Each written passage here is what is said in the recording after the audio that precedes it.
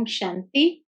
आज 8 मई 2021 के मधुर महावाक्य है और आज की मुरली बाबा की विशेष है कि कर्मातीत स्थिति को प्राप्त करने का मुख्य पुरुषार्थ क्या है। ऐसा कौन सा वायदा हमें अपने आप से करना है, किन बातों से संभाल रखनी है। बाबा ने कहा, बाबा ने बच्चों को कर्म अकर्म विकर्म की गुह्य गति समझाई है। उसको जानते हुए अब विकर्माजीत बनने का पुरुषार्थ करना है, तभी कर्मातीत बन सकेंगे। साथ ही साथ बाबा ने कहा, अभी तीनों कालों को आप सहजता से जान गए हो, त्रिकालदर्शी हो, तो माया को पहले से ही परखना है और कर्मेंद्रिय जीत बनना है। कलयुग के अंदर ये कर्मेंद्रियां ही बहुत चंचल है, धोखे में ले आती है। इसीलिए बाबा कहे अनेक प्रकार के सूक्ष्म विकर्म हो जाते हैं। बाबा ने वो सूक्ष्म धारणाओं की बात भी पक्की कराई है और यही वायदा स्वयं से करना है कि अभी कोई भी कर्मेंद्रियां चंचलता में आकर के हमें धोखा न दे। सुनते हैं बाबा के मधुर महावाक्य। ओम शांति। मीठे बच्चे, अपने आप से पूछो कि मैं कर्मेंद्रिय जीत बना हूं। कोई भी कर्मेंद्रिय मुझे धोखा तो नहीं देती है। प्रश्न है, कर्मातीत बनने के लिए तुम बच्चों को अपने आप से कौन सा वायदा करना है। उत्तर, अपने से वायदा करो कि कोई भी कर्मेंद्रिय कभी भी चलायमान हो नहीं सकती। मुझे अपनी कर्मेंद्रियां वश में करनी है। बाबा ने जो भी डायरेक्शन दिए हैं उन्हें अमल में लाना ही है। बाबा कहे, मीठे बच्चे, कर्मातीत बनना है तो कोई भी कर्मेंद्रिय से विकर्म मत करो। माया बड़ी प्रबल है, आंखें धोखेबाज है, इसलिए अपनी संभाल करो। ओम शांति। बच्चे, आत्मा अभिमानी होकर बैठे हो, अपने आप से पूछो। हर एक बात अपने आप से पूछनी पड़ती है। बाप युक्ति बताते हैं कि अपने से पूछो, आत्मा अभिमानी हो बैठे हैं। बाप को याद करते हैं क्योंकि यह है तुम्हारी रूहानी सेना। उस सेना में तो हमेशा जवान ही भर्ती होते हैं। इस सेना में जवान 14-15 वर्ष के भी है तो 90 वर्ष के बूढ़े भी है तो छोटे बच्चे भी है। यह सेना है माया पर जीत पाने के लिए।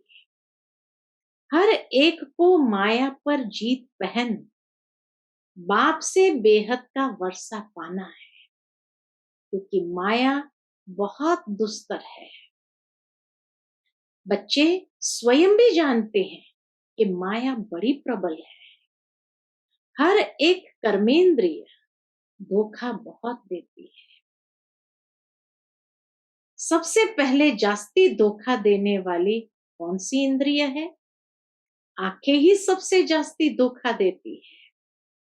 अपनी स्त्री होते भी, बाबा कहे, अपनी स्त्री होते हुए भी दूसरी कोई खूबसूरत देखेंगे तो झट वह खींचेगी।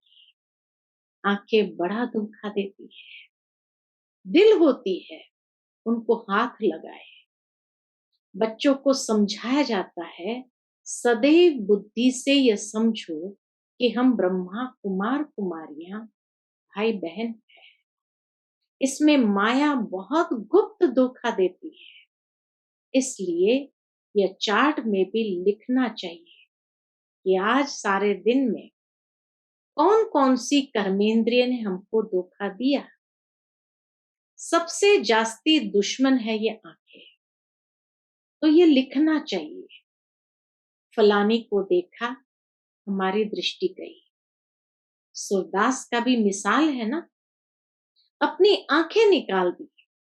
अपनी जांच करेंगे तो आंखें धोखा जास्ती देती है।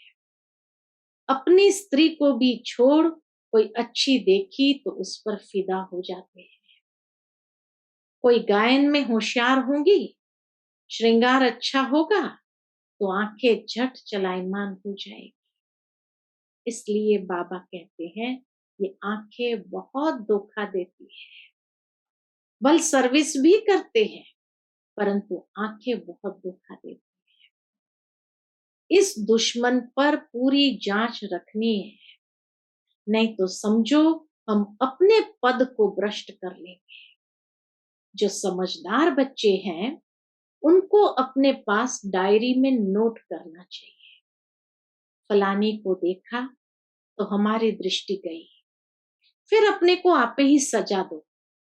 भक्ति मार्ग में भी पूजा के टाइम बुद्धि और तरफ भागती है तो अपने को चुटी यानी चुटकी से काटते हैं।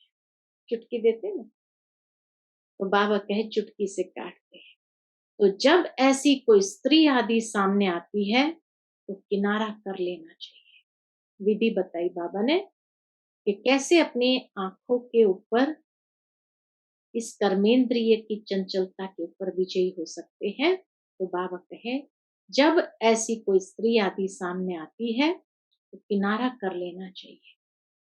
खड़े होकर देखना नहीं चाहिए, आंखें बहुत धोखा देने वाली है। इसलिए सन्यासी लोग आंखें बंद कर बैठते हैं। स्त्री को पिछाड़ी में, पुरुषों को आगे में बिठाते हैं।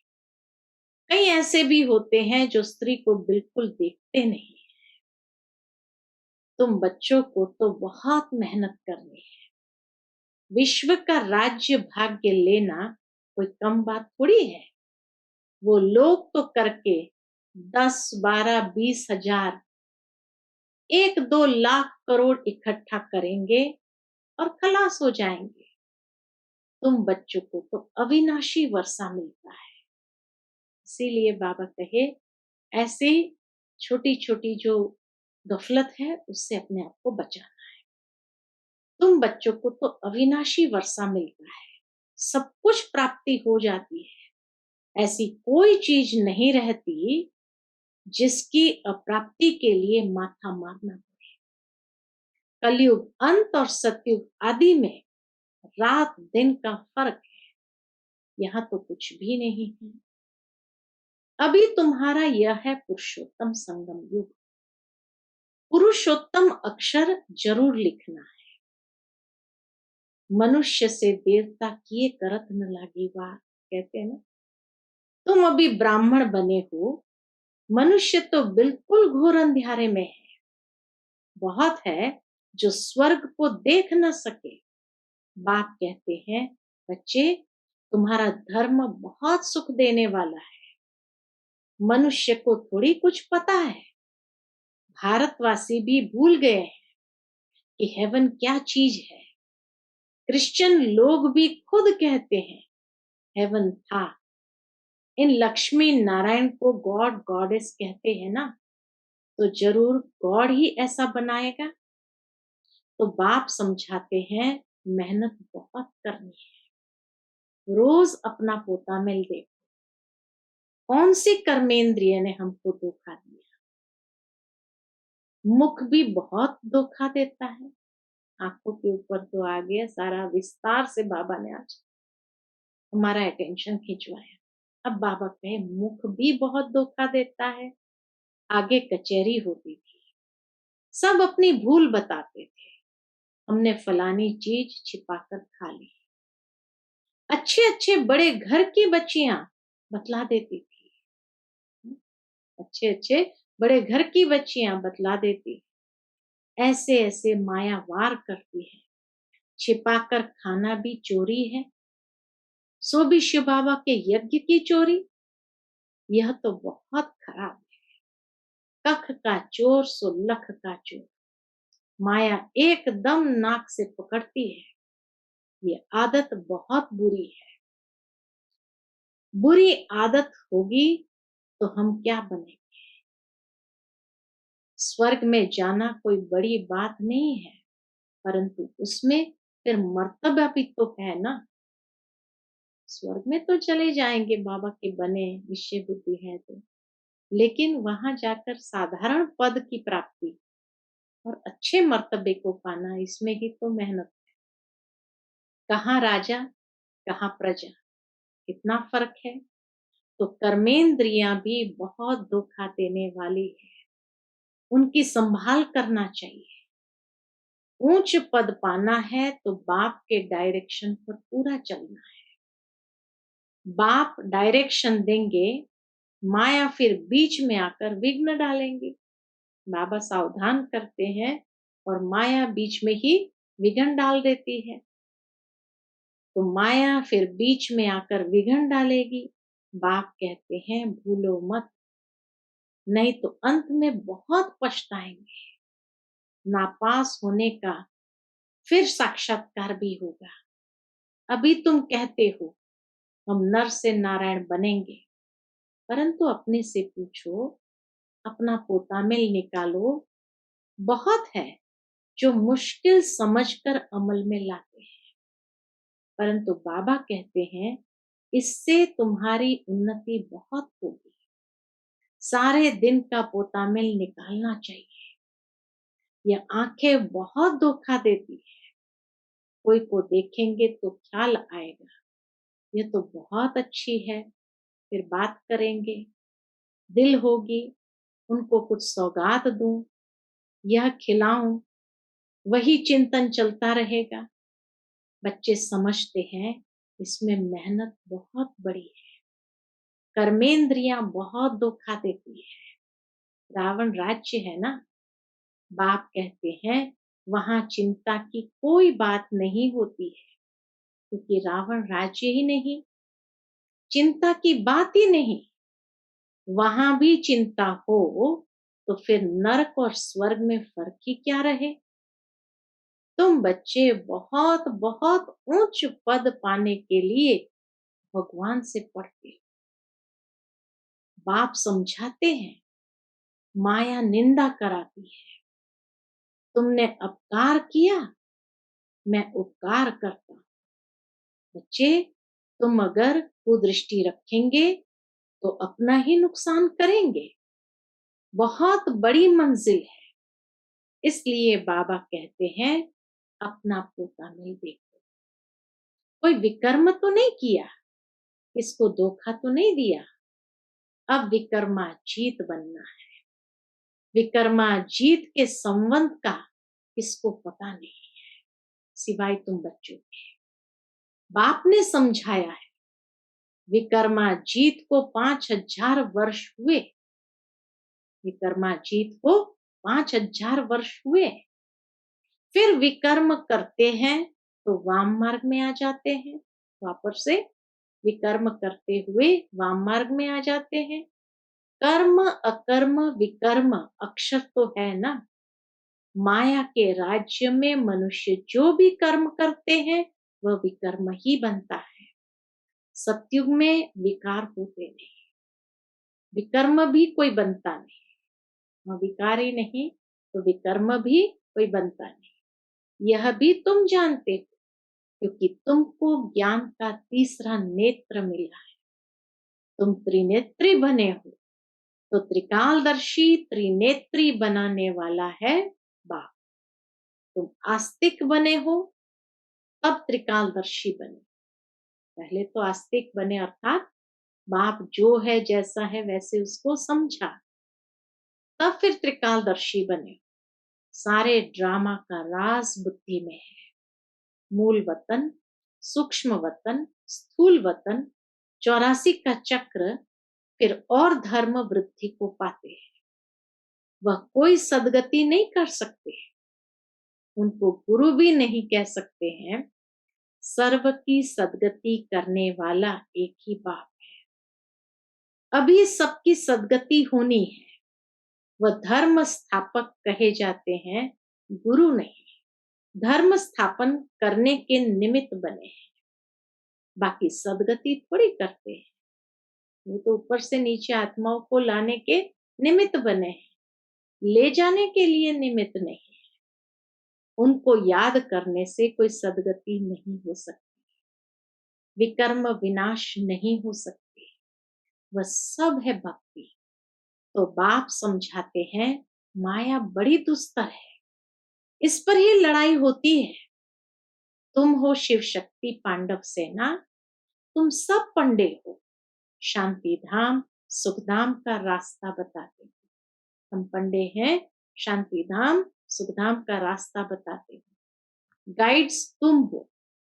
कहते हो बाप को याद करो तो विकर्म विनाश होंगे, और फिर दूसरे तरफ अगर कोई पाप कर्म करेंगे तो 100 गुना पाप लग जाएगा। जितना हो सके कोई भी कर्म नहीं करना चाहिए।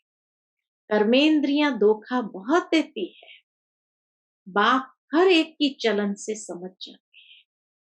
बच्चों को माया के तूफान आते हैं, स्त्री पुरुष समझने से ही तूफान आते हैं, स्त्री पुरुष समझने से ही तूफान आते हैं। तो इन आंखों पर कितना कब्जा यानी अधिकार रखना चाहिए। हम तो शिव बाबा के बच्चे हैं, बाप से अंजाम कर राखी भी बांधते, फिर भी माया धोखा दे देती है कि छूट नहीं सकते। कर्मेंद्रियां जब वश हो तब कर्मातीत अवस्था हो सके। कर्मेंद्रियां जब वश हो तब कर्मातीत अवस्था हो सके। ये आज की मुख्य अंडरलाइन की पॉइंट है। कहना तो सहज है कि हम लक्ष्मी नारायण बनेंगे, परंतु समझ भी चाहिए ना। बाप कहते हैं डायरेक्शन पर अमल करो, बाबा बाबा करते रहो, बाबा से हम पूरा वर्षा लेंगे, ऐसा टीचर कभी भी कहाँ भी नहीं मिलेगा। इन सब बातों को देवताएं भी नहीं जानते, तो पिछाड़ी के धर्म वाले फिर कैसे जान सकते हैं। बाबा कहते हैं मैं कुछ कहूं तो भी समझो, ये शिव बाबा कहते हैं। ब्रह्मा बाबा कहते हैं अगर मैं कुछ कहूं तो भी समझो, ये शिव बाबा कहते हैं। ऐसे मत समझो कि यह दादा कहते हैं।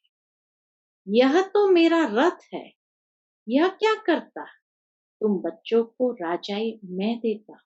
शिव बाबा कहते तुम बच्चों को राजाई मैं देता, यह रथ थोड़ी देता है, यह तो बिल्कुल बेगर है।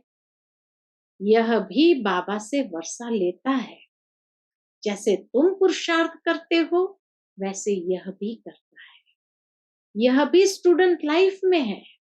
यह रथ लोन पर लिया हुआ है, तमो प्रधान है।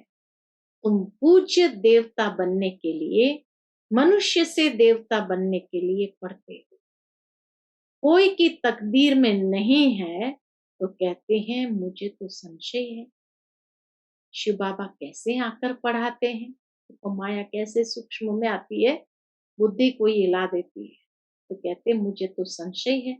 शिव बाबा कैसे आकर पढ़ाते हैं, मुझे तो समझ में नहीं आता है। बाप की याद बिगर विकर्म विनाश हो न सके, पूरी सजा खानी पड़ेगी। यह राजाई स्थापन हो रही है। राजाओं को कितनी दासियां होती है। बाबा तो राजाओं के कनेक्शन में आया हुआ है, ब्रह्मा बाबा तो राजाओं के कनेक्शन में आया हुआ है। दासियां दहेज में देते हैं। यहाँ ही इतनी दासियां हैं तो सतयुग में तो कितनी होगी। बाबा कहे यहाँ ही इतनी दासियां हैं तो सतयुग में कितनी होगी। यह भी राजधानी स्थापन हो रही है। बाबा जानते हैं क्या क्या कर रहे हैं। हर एक के पोतामिल से बाबा बता सकते हैं। इस समय मर जाए तो क्या बने। कर्मातीत अवस्था तो पिछाड़ी में सब नंबरवार पाते हैं। तो यह कमाई है। कमाई में मनुष्य कितना बिजी रहते हैं। खाना खाते रहेंगे, टेलीफोन कान पर होगा। ये भी बाबा जानते, एक तरफ खाना खाते रहेंगे और दूसरी ओर टेलीफोन पर धंधे की बातें चलती रहेगी। ऐसे आदमी तो ज्ञान उठा न सके। यहाँ गरीब साधारण ही आते हैं। शाहूकार लोग तो कहेंगे फुर्सत कहाँ। अरे सिर्फ बाप को याद करो तो विकर्म विनाश हो जाए। तो बाबा मीठे मीठे बच्चों को बार बार समझाते हैं। हर एक को ये पैगाम देना है, जो ऐसा कोई न कहे कि हमको क्या पता शिव बाबा आया हुआ है। बस सारा दिन बाबा बाबा ही कहते रहो। कई बच्चियां बहुत याद करती है। शिव बाबा कहने से ही कई बच्चों को प्रेम के आंसू आ जाते हैं। कब जाकर मिलेंगे, देखा नहीं है। बाबा कहे देखा नहीं है तो भी तड़पती रहती है, और देखे हुए फिर मानते नहीं। संशय आ जाता है। वह दूर बैठे आंसू बहाती रहती है। वंडर है ना, ब्रह्मा का भी बहुतों को साक्षात्कार होता है, आगे चल बहुतों को साक्षात्कार होगा। मनुष्य को मरने समय सब आकर कहते हैं भगवान को याद करो, तुम भी शिव बाबा को याद करो। बाप कहते हैं बच्चे पुरुषार्थ में मेकअप करते रहो, मौका मिलता है तो मेकअप करो। कमाई कितनी भारी है। कोई कोई तो ऐसे हैं जो कितना भी समझाओ तो भी बुद्धि में नहीं बैठ। बाप कहते हैं ऐसे नहीं बनना है, अपना कल्याण करो, बाप की श्रीमत पर चलो। तुमको बाप पुरुषों में उत्तम बनाते हैं। यह है एम ऑब्जेक्ट। बाबा सर्विस के लिए कितनी युक्तियां बताते रहते हैं। संदेश तो सबको देना है, तो समझे यह तो बरोबर सच कहते हैं। इस लड़ाई से ही खास भारत में, आम सारे विश्व में सुख शांति होती है। ऐसे ऐसे पर्चे सभी भाषाओं में छपाने पड़े। भारत कितना बड़ा है, हर एक को पता होना चाहिए। जो ऐसे कोई न कहे कि हमको पता ही नहीं पड़ा, तुम कहेंगे अरे एरोप्लेन से पर्चे गिराए, अखबार में डाला, तुम जागे नहीं। यह भी दिखाया हुआ है। इतना कोशिश किया लेकिन ऐसी कुंभकर्ण की नींद, तो यह भी दिखाया है शास्त्र में कि कुंभकर्ण की नींद कैसी होती है, यह भी दिखाया हुआ है। अच्छा, मीठे मीठे सिकिलते बच्चों प्रति माता पिता बाप दादा का याद प्यार और गुड मॉर्निंग। रूहानी बाप की रूहानी बच्चों को नमस्ते। हम सब रूहानी बच्चों की रूहानी माता पिता बाप दादा को याद प्यार, गुड मॉर्निंग और नमस्ते नमस्ते। शुक्रिया बाबा, शुक्रिया। आज की मुरली से धारणा के लिए मुख्य सार। पहली पॉइंट, स्वयं में जो भी बुरी आदतें हैं उनकी जांच कर उन्हें निकालने के लिए मेहनत करनी है। अपना सच्चा सच्चा को तामिल रखना है, बाप के डायरेक्शन पर चलना है। दूसरी पॉइंट, ऐसा कोई कर्म नहीं करना है जिससे बाप का नाम बदनाम हो। अपनी उन्नति का ख्याल रखना है, जरा भी कुदृष्टि नहीं रखनी है। आज का बाबा का मधुर वरदान है, देह अभिमान के त्याग द्वारा श्रेष्ठ भाग्य बनाने वाले सर्व सिद्धि स्वरूप भव।